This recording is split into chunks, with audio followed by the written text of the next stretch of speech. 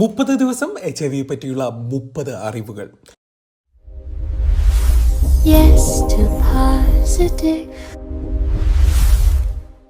ഇന്ന് വളരെ ഇമ്പോർട്ടൻ്റ് ആയിട്ടുള്ള ഒരു ടോപ്പിക്കാണ്. പലർക്കും ഇപ്പോഴും അറിയില്ല HIV എങ്ങനെയാണ് ഒരാളുടെ ശരീരത്തിലേക്ക് പ്രവേശിക്കുന്നത്, അല്ലെങ്കിൽ ഏതൊക്കെ വഴിയിലൂടെയാണ് HIV വൈറസ് ഒരാളുടെ ശരീരത്തിലേക്ക് പ്രവേശിക്കുന്നതെന്ന്.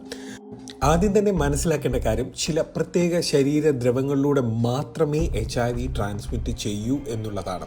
ഒന്നാമത്തെ കാര്യം രക്തമാണ്, അത് എല്ലാവർക്കും അറിയാവുന്ന കാര്യമാണ്. 2 നമ്മുടെ ശുക്ലമാണ്, ആണുങ്ങളുടെ ശുക്ലം സിമനാണ്. 3 യോനീസ്രവമാണ്, വെജനൽ ഫ്രൂട്ട്സ് ആണ്. 4 ബ്രസ്റ്റ് മിൽക്ക്, മുലപ്പാലാണ്. ഈ 4 മാർഗങ്ങളിലൂടെ അല്ലാതെ ഒരു തരത്തിലും HIV വൈറസ് വേറൊരാളുടെ ശരീരത്തിലേക്ക് കയറുകയില്ല. ഇവ നേരിട്ട് ഒരാളുടെ ശരീരത്തിലേക്ക് പ്രവേശിച്ചാൽ മാത്രമേ HIV ട്രാൻസ്മിറ്റ് ചെയ്യുള്ളൂ. ഫോർ എക്സാമ്പിൾ, ഒരാളുടെ കൈ മുറിഞ്ഞു, നിങ്ങളുടെ മുറിവിലേക്ക് ആ ഒരു രക്തം വീണു, അതാണെങ്കിലും HIV ശരീരത്തിലേക്ക് കടക്കാനായിട്ടുള്ള ചാൻസ് വളരെ അധികം 0 പലരുടെയും ഒരു ഡൗട്ടാണ്, മുറിവിലേക്ക് ഡയറക്റ്റായിട്ട് ഒരു പോസിറ്റീവായിട്ടുള്ള ഒരു വ്യക്തിയുടെ ബ്ലഡ് വീണ് കഴിഞ്ഞാൽ HIV ട്രാൻസ്മിറ്റ് ചെയ്യുമോ എന്നുള്ളത്. അത് ഒരിക്കലും സാധ്യമല്ല. ആ രീതിയിൽ HIV ട്രാൻസ്മിറ്റ് ചെയ്യത്തില്ല.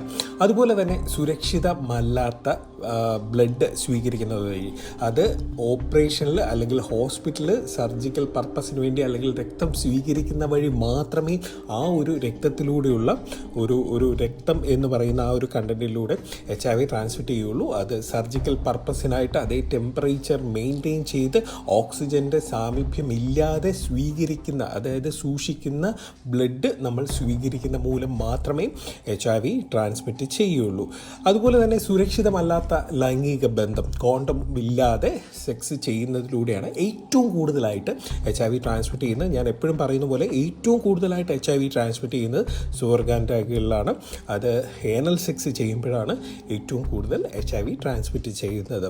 അതുപോലെ തന്നെ സിറിഞ്ച്, സൂചി എന്നിവ എക്സ്ചേഞ്ച് ചെയ്യുന്ന വഴി വളരെ ചെറിയൊരു ശതമാനം HIV ട്രാൻസ്മിറ്റ് ചെയ്യാനായിട്ടുള്ള സാധ്യതയുണ്ട്. കാരണം സിറിഞ്ചിൽ ആ ഒരു നീഡിലേക്ക് നമ്മൾ ഒരാളുടെ ബ്ലഡ് വലിച്ച് ആ സെയിം ടൈം തന്നെ മറ്റൊരാളിലേക്ക് ഇഞ്ചക്റ്റ് ചെയ്യുമ്പോൾ, അതായത് സിറിഞ്ച് എക്സ്ചേഞ്ച് ചെയ്യുന്ന വഴി അത് ട്രാൻസ്മിറ്റ് ചെയ്യാനായിട്ടുള്ള ചാൻസ് ഉണ്ട്. ഇത് മറ്റുള്ളവയെ അപേക്ഷിച്ച് വളരെ കുറവാണ് എന്നുള്ളതാണ് ഏറ്റവും സത്യം.